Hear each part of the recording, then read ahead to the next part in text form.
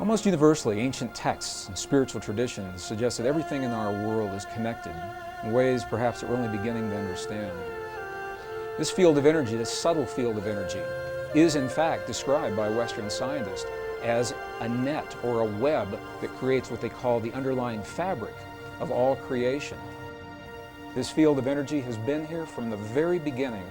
It is an intelligent field, an intelligence that responds deeply to human emotion. We must feel the feeling as if the prayer has already been answered. And in that feeling, we are speaking to the forces of creation, allowing the world to respond to us, allowing this field, the quantum hologram, the mind of God, to respond to us with what it is that we are feeling within our hearts.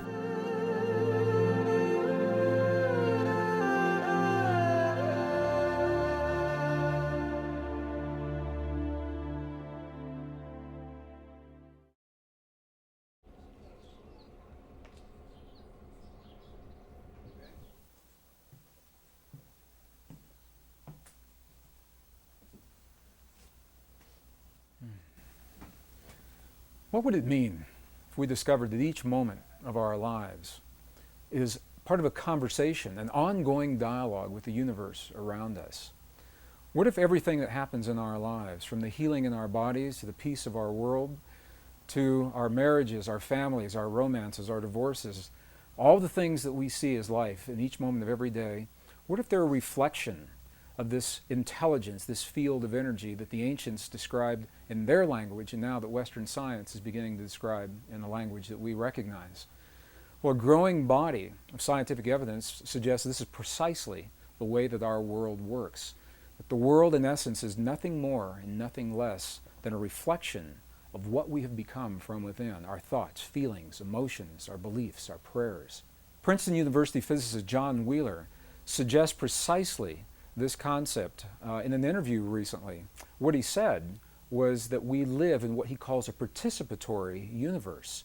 That rather than thinking of the universe as something that's already created and that we're plopped down in the middle of it having these experiences, what Dr. Wheeler is suggesting is that the universe is a result of what we are doing in our lives. He says we're tiny patches of the universe looking at itself and creating itself along the way. Now, this is a radical concept because it suggests that when we look into the world of the quantum atom for that most minute, ultimate particle, we may never find it. Because every time we look, the act of looking is consciousness, placing, creating, building something there for us to see. And when we look into the expanses, the vast expanses of our universe, searching for the very edge of what we call creation, we may never find it. Because the act of consciousness searching is the creative force that puts something in place. Well, a growing body of scientific evidence suggests this is precisely the way our world works. And what we'll find as we discover through the experiments that have been done recently in the 20th century is that the ancients may have been very, very close, in fact, to describing precisely the way our world works in the language of another time. Between 1993 and the year 2000, a series of experiments were conducted in accredited scientific and academic institutions that are now supporting precisely the concepts that the ancients so clearly spelled out in the language of their time. 3 of these representative experiments are absolutely shaking the foundation of everything we now believe about physics and the way our world works, and are in fact suggesting that we are connected through this field of energy. The idea that there may be an all-permeating essence that connects everything is really not so new, even in the world of science. In the late 1800s, there was this tremendous spiritual revolution that was sweeping the earth. And at that time, there was a great debate as to whether or not this field actually exists. And during that time, it was called the ether field. In 1887, a very famous experiment was conducted to demonstrate once and for all, does this field exist or does it not exist? And based on the results of that experiment, Western science, specifically Western physics, has believed that everything that happens in our world is discrete, non-related, isolated. Things that appear to be happening in the same instant in time are simply coincidence. The very famous Michelson-Morley experiment, the equivalent of the experiment, is if you were to go outside of the building where you are right now and moisten your finger and place it in the air above your head, and in that moment you felt no wind against your finger, and from that concluded that no air exists around you. That's the equivalent of this Michelson-Morley experiment. They believe that if this field actually exists, it must be moving. And when they tested for movement, they found none, and from that concluded that the field doesn't exist. From 1887 until the early 1990s, all of Western science was based on the principle that what happens in one place has absolutely no effect on what happens somewhere else. And now we know that this is absolutely not true. So I'd like to share with you 3 experiments that are absolutely shaking the foundation of Western physics. The first was conducted by a Russian physicist, Vladimir Poponin, in the early 1990s. He came to the United States to finish this series of experiments. And what Poponin did was he wanted to investigate the relationship between human DNA and the stuff our world is made out of, little packets of energy that we call photons, little particles of light, if you want to think of them that way. So the experiment consisted of taking a tube, a glass tube, drawing all the air out of this tube, creating what today we call a vacuum, implying that there's nothing left in this tube. However, we know that there's still something left, these little particles of light. So Poponin measured the particles to see how they were distributed. Did they fly all over the place inside the tube, or were they all accumulated at the bottom, or what happened with them? And the results of this part of the experiment were not surprising, because the little particles of light, the photons, were completely random, and this is what they expected.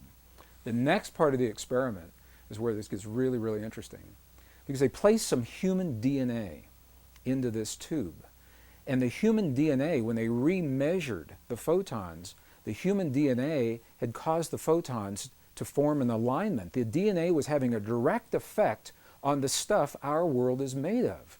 Now, this is precisely what ancient spiritual traditions have always said, that something within us has an effect in the world around us. And Poponin's experiment, for the first time in recent times, is actually verifying this under laboratory conditions.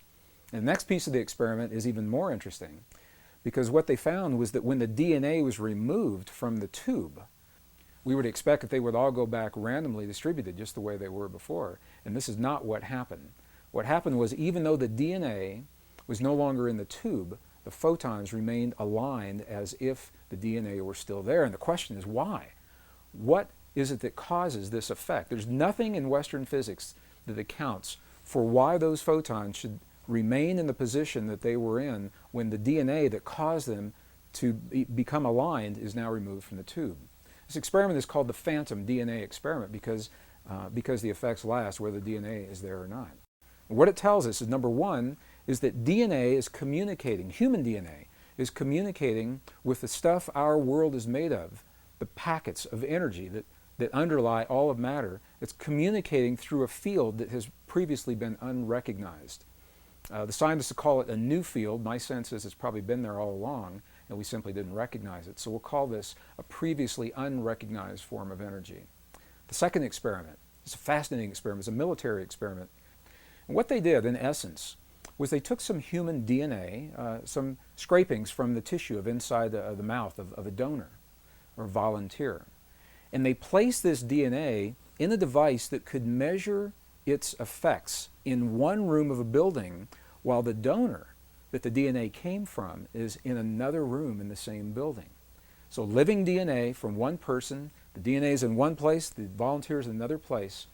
And what they did was they subjected the volunteer to what they called emotional stimulation that would elicit genuine responses of emotion, of joy or sadness or fear or anger or rage, in one part of the building, and they were measuring the DNA to see if the DNA would affect to the donor's emotions.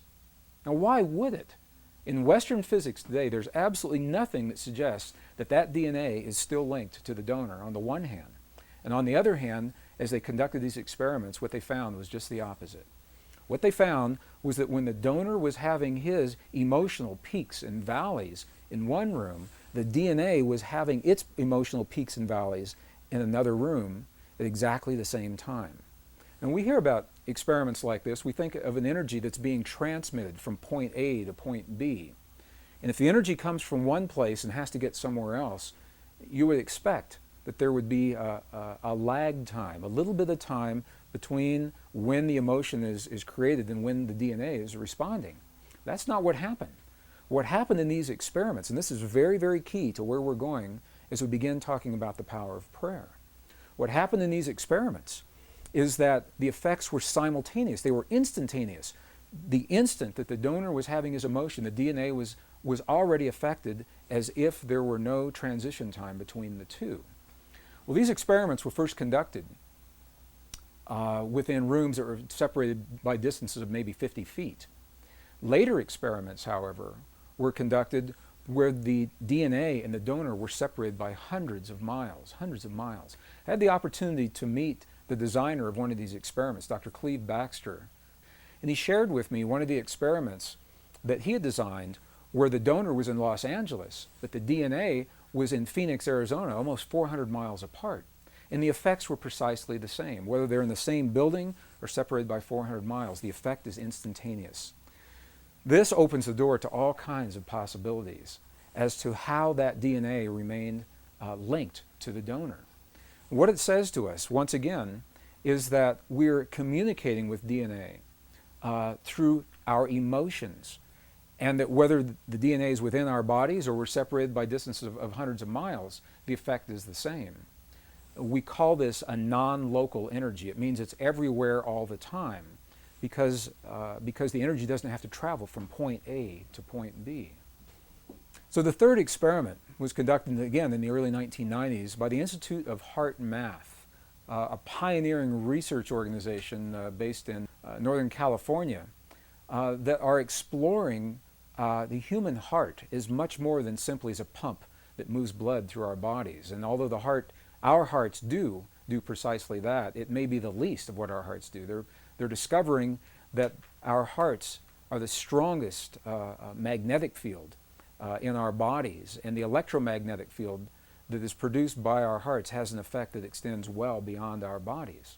The Heart Math Institute had earlier discovered that around every human heart there is a field of energy shaped like a tube. It's called a tube torus and extends between 5 and 8 feet beyond the human heart. And the question is, in this already acknowledged field, could there be another form of energy that is being carried by this field beyond our bodies? So they designed an experiment to test precisely this theory.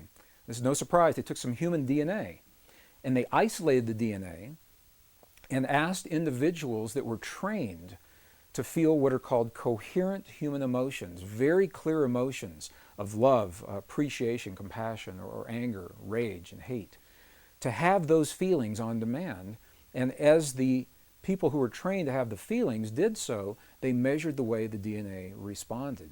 And what they found was this. They found that in the presence of appreciation, love, compassion, forgiveness, the DNA became tremendously relaxed. And what we know from other experiments is that this relaxed state of DNA actually enhances our immune response. When you ask people what it is about the feelings of love and compassion that give us our high immune response, this may begin to tell us why, because the DNA is relaxed and actually allows certain portions of those little switches, if you want to think of them that way, to be enabled or turned on. And just the opposite is true as well. In the presence of anger, rage, hate, and jealousy, DNA was tightened like a little knot, and it actually shut down in some instances. Those little switches depleted the immune response. Intuitively, we know this. We know that when people live in a state of jealousy or anger or rage, that depresses those portions of our bodies, and just the opposite, love, compassion, understanding, forgiveness, that those kinds of things are enhanced. And now, perhaps for the first time, these experiments are beginning to help us to understand why. It's the effect of human emotion on what is called the conformation or the shape of the DNA in our bodies. And what these experiments showed, and what the lab results, the lab notes in the published papers actually described, was that very specific kinds of human emotion have the power to change the shape of the DNA in our bodies. And this is an amazing thing to say, because what it says is that on demand, when we choose to elicit very specific kinds of feelings and emotions inside of our bodies, we actually have the power to change the way the DNA functions in our bodies. This is the beginning of an internal technology, perhaps a very ancient technology that was described in languages of our past that we're only beginning to understand. Well, each of these three experiments was interesting unto itself. In some instances, the researchers were not aware of the experiments that the other laboratories were doing. And these experiments are only representative. Other experiments have been conducted along the same lines, giving the same kinds of results. When you put them all together, however, rather than being interesting, isolated experiments, they begin to tell a story. And the story looks something like this. The first experiment, Vladimir Poponin's experiment, said that the DNA in our bodies has a direct effect on our world, on the physical stuff our world is made of on the energetic level.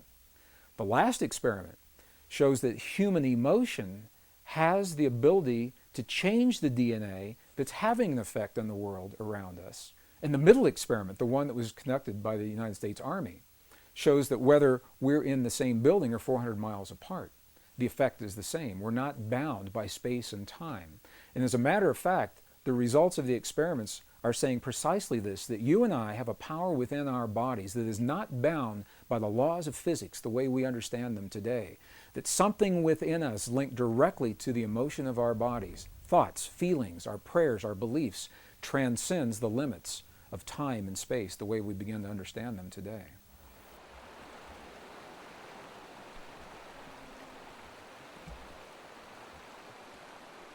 Ancient traditions describe this in the language of their time. Not only do they say that we are connected to the world around us, just the way Western science is now discovering, they invite us one step further, and they say, here's how you apply it in your life. They left us very, very clear instructions saying this is the way you use this power, this inner technology within you to bring about change in your world, to bring about healing in your body, to bring about peace in your families and in your communities. And collectively, as many people come together, these principles work as peace between nations as well. And I'll share with you some of the studies that were done that describe precisely how this begins to work. One of the questions that I'm often asked with regard to this material is if these relationships exist, if they truly exist, why don't we know about them today? Why doesn't Western science understand these principles? Why are we just now discovering them?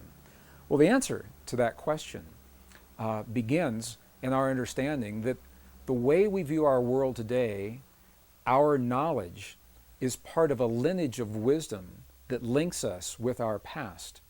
And we know that that link, the link that ties us with those who have come before us, has been broken at least 2 times in recorded history.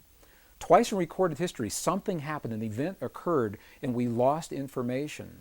And in some instances, it's information pertaining precisely to what we're doing right now. The first one of those breaks was with the burning of the Great Library of Alexandria in the 4th century. While we don't know precisely what was in that library, what we do know is that Roman historians had cataloged volumes and volumes of information. Scrolls is the way that material was written at that time. The Roman historian Callimachus, for example, cataloged over 536,000 scrolls in the Great Library of Alexandria before it was burned, and many of them were very ancient in that time, in the 4th century. And we know that the scrolls contain some of the most ancient documents of the Hebraic, ancient Hebrew traditions, of the Egyptian astronomical traditions and medical traditions, much of the wisdom that had been passed down from thousands of years earlier, describing our relationship to our world, to one another, and perhaps to something even greater. When that library burned, we know we lost tremendous amounts of information then. And the second time was with the edits of the Western biblical texts, the biblical traditions in the 4th century as well, in the year 325 AD. It was during this time in the early Christian traditions when the Emperor Constantine pulled together a council. And at that time, there was no biblical text, nice, neat, compiled text the way we see it today. It was a loose assemblage. Many of the texts were redundant. Some of them were poorly written. And very few people were able to access this material. And Constantine, in an effort to make it more accessible to a broad general audience, pulled together a council within the church and said, "Council, make me some recommendations. What should we leave in? What should we take out? How should we arrange this material?" And the result of that was what we call today our Western biblical text, biblical tradition. We know that at least 20 books were completely removed, and another 20 to 25 were tremendously edited, and the remaining texts were condensed and rearranged into what we see today as our biblical text. So as good as our Bible is today, the best biblical scholars will openly and freely admit that it is incomplete. And we know this because we're finding these documents in places like the Dead Sea Scrolls Library. This is why they were so controversial. When we found the Dead Sea Scrolls for the first time, we were able to see many of these books in their original form. Some of them hadn't been seen for 1,700 years. And interestingly, many of the books that were edited or taken out completely are precisely the documents that describe our relationship to the universe and the creation around us through the power of human emotion.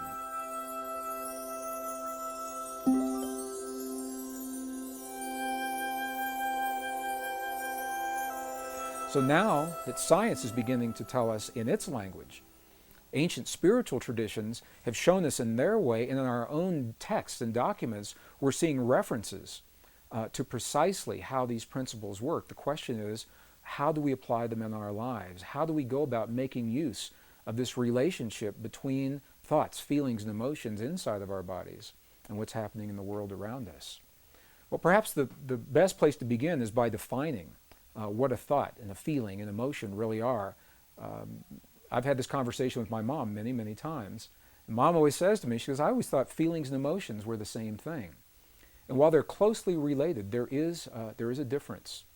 So if we think of a chart, if you look at the ancient charts of the energy centers in our bodies, the chakra centers, if you will, what we see is the lower three energy centers of our bodies, they are closely associated with what we call the power of human emotion.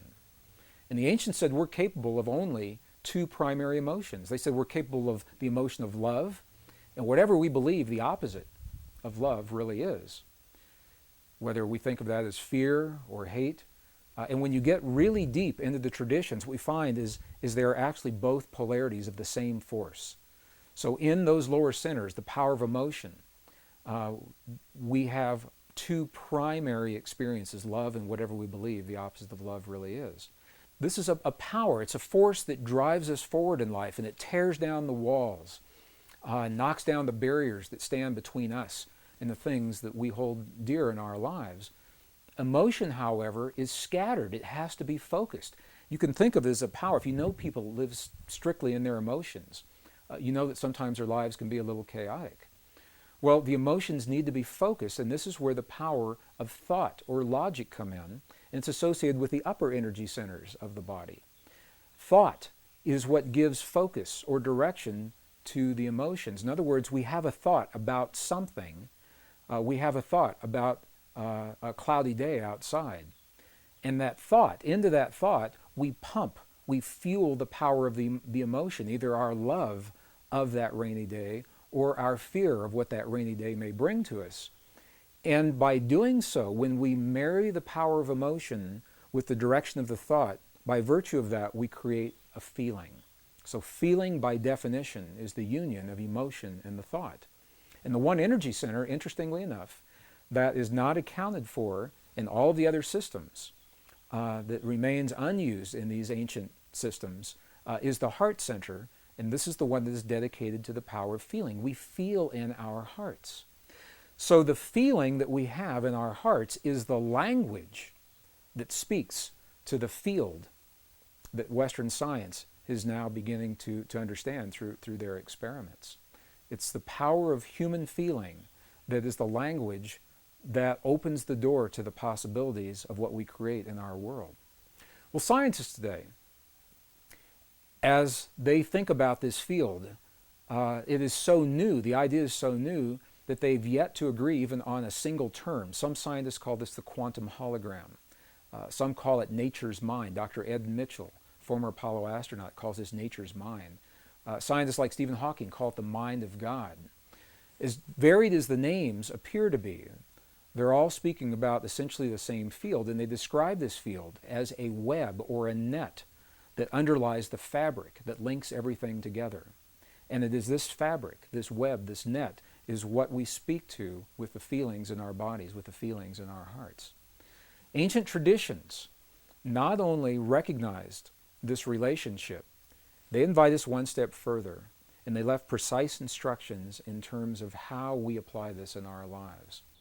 In the late 1980s, I was an engineer working in the defense and aerospace corporations. I began exploring these concepts as an engineer, looking in the world around me to understand the history of those who have come before us.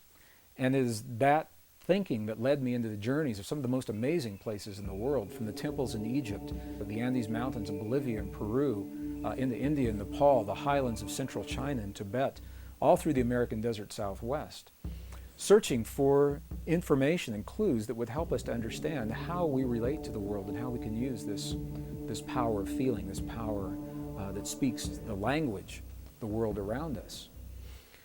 So as an engineer, when I began studying the principles of those who have come before us, the information that they left so that we could understand our relationship to the world around us and this ancient technology that today we call prayer, my thinking was that this kind of information would be best preserved in places that have been least disturbed by Western civilization.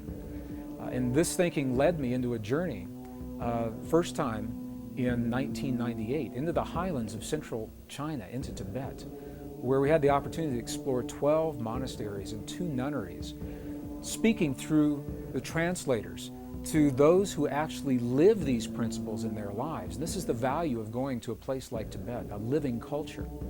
We can go into temples in Egypt or temples, the Mayan temples in the Yucatan, and as fascinating as they are and as much information as they hold, the cultures that left that kind of information no longer exist. So at very best, we are speculating in terms of what they're saying to us. When we go into a monastery in Tibet, we can actually speak with the people who are there, and we can ask them, when we see your prayers on the outside, what are you doing on the inside? What happens? What happens to your body? What are you thinking? What are you feeling? What are you emoting? Well, it was in Tibet where I had the opportunity to meet with an abbot of one of the monasteries, and I asked him through the translator. Same thing we'd ask all of the monks and all of the nuns, and it was his answer that was so clear to me. And I asked him, when we see your prayers for 12 and 14 and 16 hours a day, when we see the mudras and the mantras and the bells and the bowls and the gongs and the chimes and the chants that you're doing in your prayers for so long on the outside, I said, what are you doing on the inside? What happens on the inside? And the abbot looked at me, and I like to think he was laughing with me. He may have been laughing at me, because he said through the translator again, he said, you've never seen our prayers, because a prayer cannot be seen. He said, what you have seen are the things that we do to create the feeling in our bodies. And the feeling is the prayer. Then he turned the question on me, and he said, how do you do it in your culture? How do you do this in your culture? And I began to think about the way we think about prayer in our culture today, when we lost the texts that describe how the power of emotion and feeling are actually the language that connect us with the universe and the creation around us. We began to believe that words are simply the prayers. That if we say the right words, the right number of times, the right day of the year, the right time of day, that we've said the prayer. And as well-intentioned as those prayers may be, what we know is that there is a modality of prayer that carries us far beyond where simply offering the words will carry us.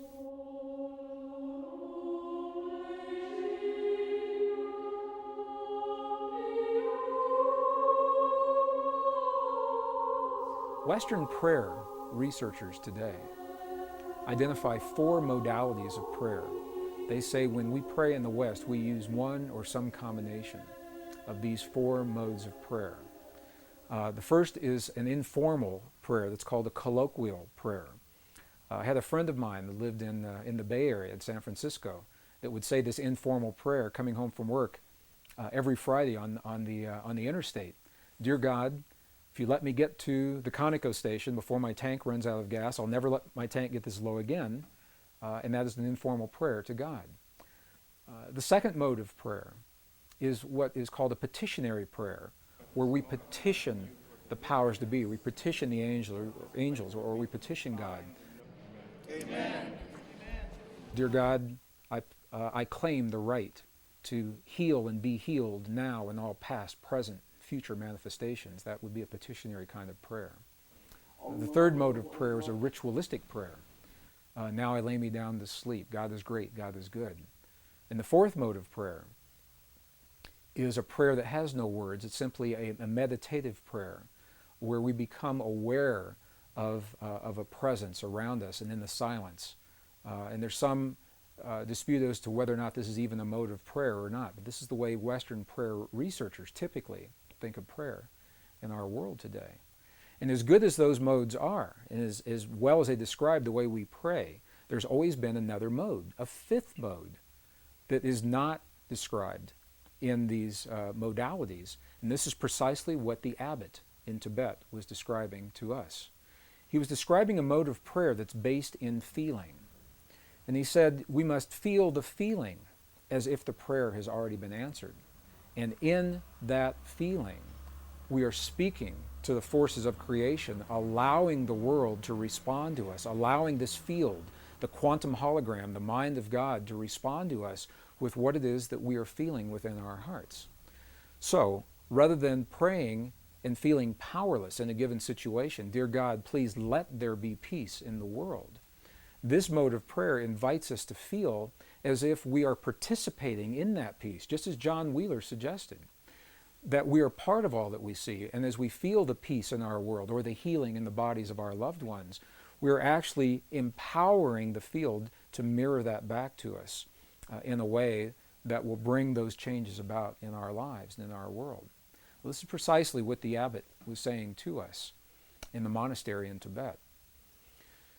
In the early 1990s, I had the opportunity to see this mode of prayer, this feeling-based prayer, enacted in a real-time situation. And I'd like to share the story because it perhaps best describes what otherwise is a nebulous concept regarding precisely how feeling-based prayer works in our lives. During the 1990s, early 1990s, the desert Southwest was experiencing one of the worst droughts in history. And a Native American friend of mine invited me to join him one day in a place in the high deserts of northern New Mexico to share in a prayer of rain. He didn't have to ask me twice. I said, you bet, I'd love to participate and see what this prayer is all about. So we met at an agreed upon location, and we hiked through several 100,000 acres of beautiful high mountain desert sage until we came to a place that was so old. Even the people today don't know who built this place. It was essentially a stone circle. And each stone was placed just as it was by the hands of the ancestors so long ago. And it was in this place that my friend began his prayer. What he did was he removed his shoes, stepped into the circle in his bare feet. He honored all of his ancestors. He simply said, all of my ancestors, all of my ancestors. Honored the four directions. He turned his back to me, held his hand in a prayer position for just a few seconds. And then he turned around and looked at me and he said, I'm hungry. Let's go get a bite to eat. And I said, I thought you were going to share this prayer. I thought you were going to pray for rain. And he looked at me and he said, no. He said, because if we prayed for rain, rain could never happen. Because the moment you pray for something to occur, you've just acknowledged that it does not exist in that moment. And I thought about what he said. It made a lot of sense to me. If I say, dear God, please let there be peace in the world, what I'm saying in that moment is that peace isn't there. And I may inadvertently be empowering the very condition that I would like to change. And the same with a healing in my body or the body of my loved ones. So I asked my friend, I said, if you didn't pray for rain just then, what did you just do? What happened when you closed your eyes and you turned your back to me just for those few moments? And what he said was this. He said, when I closed my eyes, I began to feel the feeling of what it feels like to have rain in our Pueblo village. He said, I smelled the smells of what it smells like when the rain falls off the earthen walls of our buildings.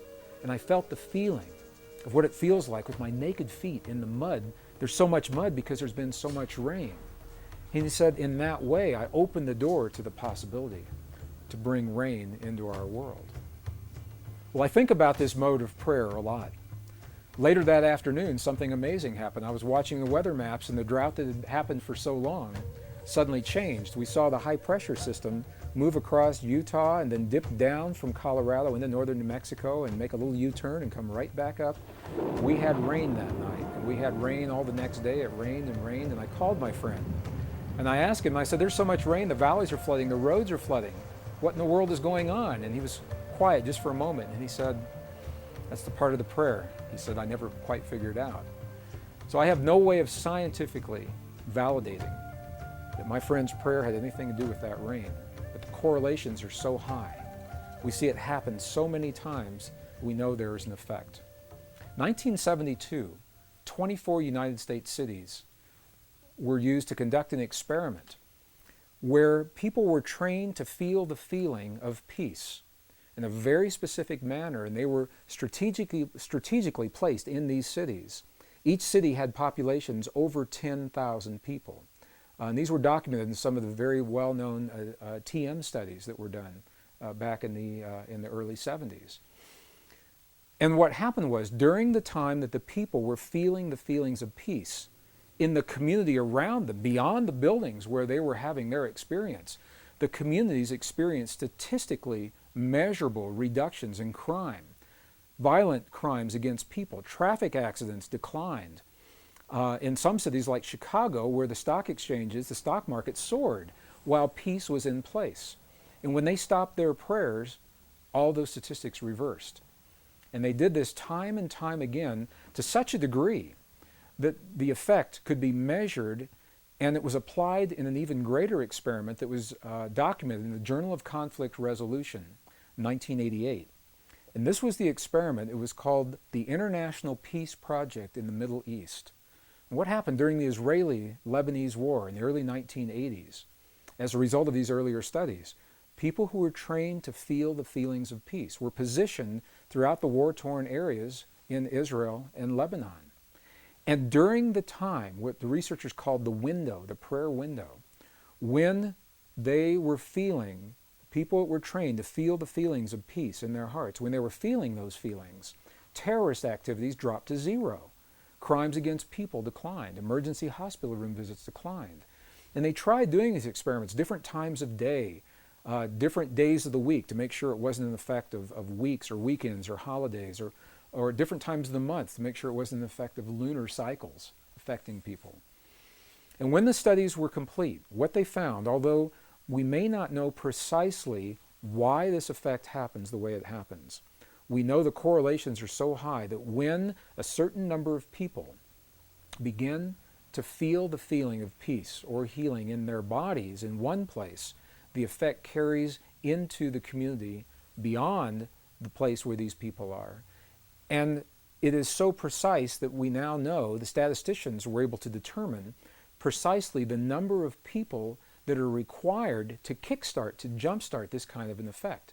So I'll share the formula, and then I'll describe what that formula means. The effect is first noticed when a certain number of people are participating.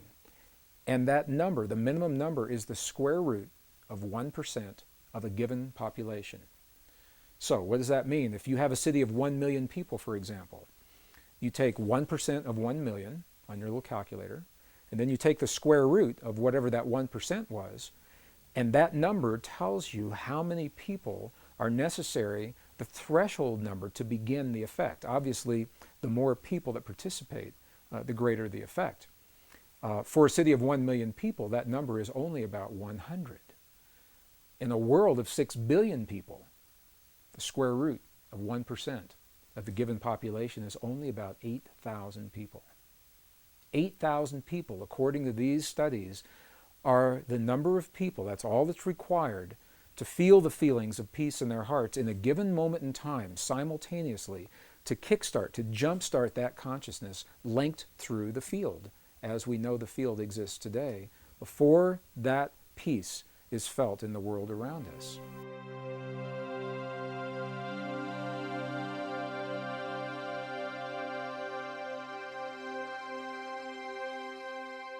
So any discussion regarding this feeling-based prayer, this lost mode of prayer, sometimes seems little more than academic until we can actually apply it in our lives or see it applied in our lives. It's in the late 1990s that I had the opportunity to do precisely that, when I saw the footage documenting the healing of a life-threatening condition within the body of a living woman using precisely the kinds of techniques that we're speaking about right now. For me, it was this kind of information that took this lost modality of prayer out of the realm of academics and into something that's very real that we can apply in our lives. I had the opportunity during that time to see some video footage of the healing of a 3-inch diameter bladder cancer inside the body of a woman who, by Western medical standards, had been diagnosed inoperable. She had gone, as a last resort, to a medicineless hospital in Beijing, China. It was in this medicineless hospital where they began simply by addressing the life-affirming ways that she could change how she was living her life. They taught her life-affirming ways to breathe and life-affirming ways to nourish her body, gentle movements to stimulate the energy centers in her body. And as she was doing these and strengthening her body, at one point it made sense to undergo a process. Now I'd like to share this. I'd like to describe it to you as a very potent example of how the feeling world inside of our bodies has a direct effect, in this case a very graphic effect, on the world beyond our bodies. So in the video documentation, the film shows a woman lying on in a hospital room. She's fully awake, she's fully conscious, she believes in the process that's about to happen. Before her, there is an ultrasound technician who is running an ultrasound wand over her lower abdomen that we can see on a split-screen television. And on the left-hand side of the screen, they do a snapshot, a freeze frame of an instant in time for reference, so we can see what her condition looked like in that instant in time. On the right-hand side of the screen, we are able to watch real time as 3 practitioners stand behind her, working with the energy in her body and with the feelings in their bodies. And what they do is they begin to chant a word that to them they've agreed upon, that reinforces the feeling within them that she's already healed. The chant essentially says, already healed, already done. And as they begin to have this feeling and to say these words among themselves, on the computer screen, on the television screen, we can watch in real time this cancerous tumor as it disappears in less than 3 minutes real time. It's not like time lapse on a documentary where you see a rose unfold in 30 seconds in something that normally takes days. This literally happens in less than 3 minutes. Her body responded to the feelings of the practitioners who were trained to have the kinds of feelings that they were having. And all they were feeling was the feeling of what it feels like to be in the presence of a woman who is already healed, fully enabled, fully capacitated. They were not seeing her as a woman who was sick, and they weren't saying, bad cancer, you've got to go away. It's a very, very different way of thinking about things, and it's a very graphic example of precisely how this principle works. I had the opportunity to speak to the gentleman, Luke Chin, that actually created this film. And I asked him a question. I said, what if those 3 practitioners weren't there? I said, could this woman have done this? Could any of us do this on our own? And he smiled at me when I asked him the question. He said, Gregg, in all probability, she probably could have done it alone. However, there's something about us humans in that we seem to feel more empowered and stronger when we're supported by others in the things that we believe in and in the things that we choose to accomplish.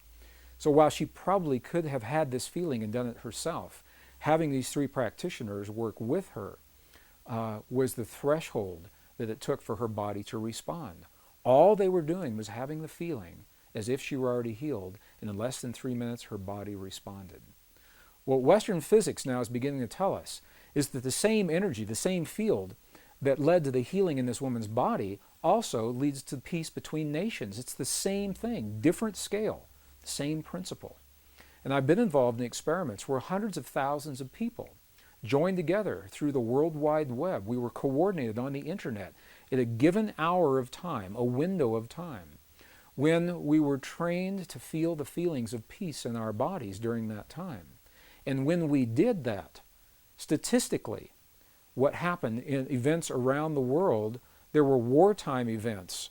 There were bombings, aerial bombings in Iraq that were scheduled, that were reversed during the window of time when this prayer was happening.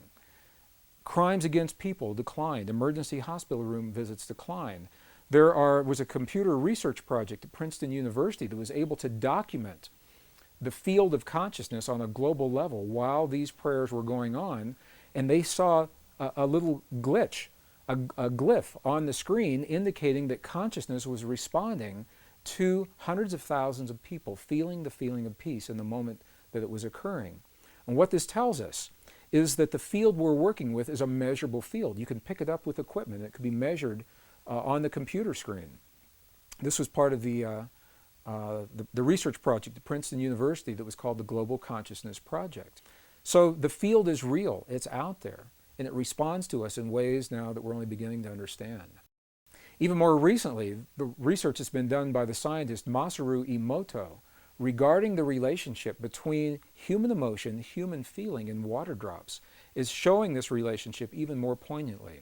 What has happened is that these scientists, this particular research project, has discovered that droplets of water that make up over 70% of our world anyway and 70% of our bodies, that these droplets of water respond to human emotion, whether it is felt in the body or as it is actually written on labels that are placed onto vials of water, and the emotion of the researcher as the labels are being written and placed onto those vials. The vials are then frozen for a specific period of time, removed from the freezing process, and as they begin to thaw, they crystallize. And the crystals are the telltale sign of what is happening with the emotion. For example, they've taken water, highly polluted, highly toxic water, from some of the most polluted dams in the center of Japan. This water has never been known to crystallize. They just can't get it to crystallize. And when you look at it under a microscope, what you see, it's a very muddy, very nebulous form. There's no symmetry. There's no crystalline structure whatsoever before the emotions are in place. After the emotions are there, for example, when 500 people pray over some of this most polluted water, the before image shows the water in its toxic state. The after image of the same water shows this water beautifully formed, beautifully clear, beautifully crystalline, perfectly symmetrical, purely from the result of human emotion interacting and human feeling interacting with this field of water. Some of the other research has shown families where children and their parents have encircled a vial of water in a room that has never been found to crystallize. Again, some of the very highly polluted and toxic water. And what they do, they make a game out of it. The children, they send love to the water. They say, "We love you, water. We appreciate you, water. Thank you, water, for what you bring to our world and our lives."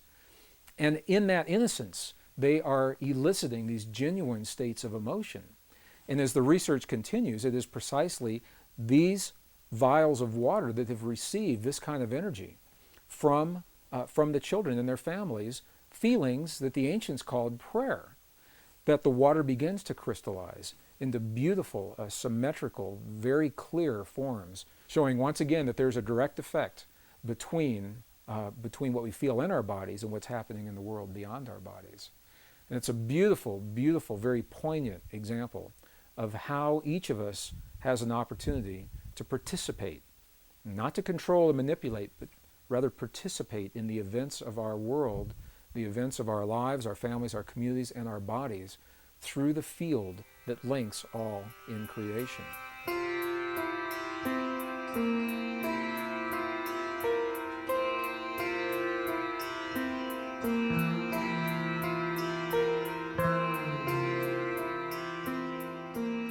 One of the powerful principles, most powerful principles regarding the way this field works is the fact that the field appears to be holographic in nature. The definition of a hologram is that it's a pattern. No matter how finely divided the pattern is, the whole remains, even in the smallest portion. For example, a few years ago, there were bookmarks, shiny little foil strips, and when they were shown in direct light, that had an image of a rose fully in bloom, or the image of Mother Mary, or the image of a dolphin jumping over a pyramid. And in these bookmarks, if they were truly holograms, you could take and cut them into the smallest pieces, and then take the smallest one of those and cut it again and look at it under magnification, and the entire pattern would still remain even in the smallest piece. And I share this principle now because it appears that consciousness, our consciousness through this field, works precisely this way. What it means is that all of us, as smaller portions of a greater pattern, are connected. And the seemingly little things that we do in our lives day in and day out, the way we respond to one another at the family dinner table during our conversations, the way that we feel about the 6 o'clock news, the way that we respond to a driver that cuts us off on the freeway just before we get to our exit, in those seemingly insignificant moments of life, we are actually having a conversation with this field, the quantum hologram, the mind of God, individually. And when we put all of our little conversations together, that becomes the collective answer. The field mirrors back our collective love, our collective appreciation and gratitude, or our collective anger and rage and fear. So as we watch the events in our lives and our world unfold, and we ask ourselves, why are these things happening? And how can these things happen the way we see them? We might want to keep these principles in mind and ask yourself, do you believe, do you see these principles that I've just described? Do you see them playing out in the world around you? And if so, if the principle works in one direction, it works in the other direction. As we begin to feel the feelings of the things that we choose to experience in our lives and our world, by definition, the hologram must mirror those things back to us. I hear from so many people that when we offer our prayers from within our bodies, that they need to be sent to the place that we choose for them to be. If we want prayers in the Middle East, that we have to send that energy there. Or if we want prayers of healing for our loved ones, that we somehow have to transmit from our bodies to where our loved ones actually are. Well, I know that these principles are well-intentioned. What the hologram says to us is that we don't have to send anything anywhere. It says that when we feel a feeling in our bodies, it already exists everywhere because we are part of that whole. Just like the pattern is complete, no matter how small we cut that bookmark, we are little pieces of this greater hologram, of this greater consciousness. And by virtue of simply feeling and using the energy to create what we choose within our bodies, it already exists everywhere all the time. Maybe you've had this experience. Have you ever gone to pick up the phone to call someone that you have an affinity for and found that they were already on the other end of the line? My mom and I have this experience. I try to call her at least once a week from wherever I am. It's not unusual for me to pick up the phone and find that she's either already there or her line's busy because she's calling me in that very moment. So when that happens, what is it that's occurring? How does the information get from where I am to where she is so that we're having that simultaneous connection? And I know almost everyone has had this experience before. And the quantum hologram, perhaps, the holographic principle, this is the answer to this question. It's because when we feel something in one place, to some degree that feeling is already existing in every other place. And to the degree that we can focus that feeling within our bodies and hone our ability to feel those feelings clearly in our hearts, rather than simply think them in our minds, to that degree we have the opportunity for the kinds of healings that we see in the medicineless hospital, and for the effects that we feel inside of our bodies to be carried beyond our bodies into the world around us. So what does this information say to us today, really, about the way we live our lives and what we see happening in our world? Well, at the very least, what it says is that there's something out there. There's a field, a living intelligence that links, it connects everything in creation, excluding nothing. Whatever we see happening in our world, whatever we have happening in our bodies, we know by virtue of this principle that it's part of everything else. We know that we are linked to the field through what we call thought, feeling, and emotion. And specifically, the feelings in our hearts are the language that speak to the field. It's the language that the field recognizes. The field may not recognize the mental processes of language when we say, "Dear God, please let there be peace in our world. However, the field definitely recognizes the language of the feeling when we feel the feeling in our hearts as if that peace is already there. These are the principles, some of the most subtle and the most empowering principles that were left to us by the ancients in the language of their time. Today, 400 years after the birth of Western science, we're only now beginning to understand precisely the same principles. So while we may not fully understand everything there is to know about this field, where it comes from, or why it's there, we do know enough to apply in our lives the principles that we've seen work under laboratory conditions that the ancients left for us as well. From my perspective, this is a very empowering body of information, because it takes the idea of prayer beyond any religious or spiritual tradition and makes it an inner technology that's open to everyone, regardless of our beliefs, or our lifestyles, or our bloodlines, or our heritage, or how or where we choose to live our lives. What it says to us in every moment of life, we're having a feeling. And by virtue of that feeling, we're communicating to the world around us. So rather than seeing a prayer as something that we do every once in a while, when we'd like to change our world, and then we stop the prayer and get up and walk away, perhaps we can redefine prayer as the way that we feel in our lives, and because we're always feeling in every moment in life, life becomes the prayer. Life becomes the living prayer. We can always have the feelings of peace in our hearts, whether we're driving down the freeway or studying in our classroom or going to the mall or the airport. To some degree, we can feel that feeling of peace. Life becomes the prayer. And as we look at the world around us and we see a world that so many people is changing so very, very fast, some people feel the world is absolutely out of control, feel powerless to do anything about it. These subtle principles remind us that we're part of all that we see, that the world around us is nothing more and nothing less than a reflection of what we have become from within. And in the language of those who have come before us, we're reminded that we must become the very things that we choose to experience in life. We must become the peace and the healing, the cooperation, the compassion, the love, the nurturing that we choose to experience in our lives. We must become those very things so that the field has something to mirror back to us. And in that way, we each are given the guidelines, hopefully, to help us to become better people. And as we become better people in that way, we build a better world.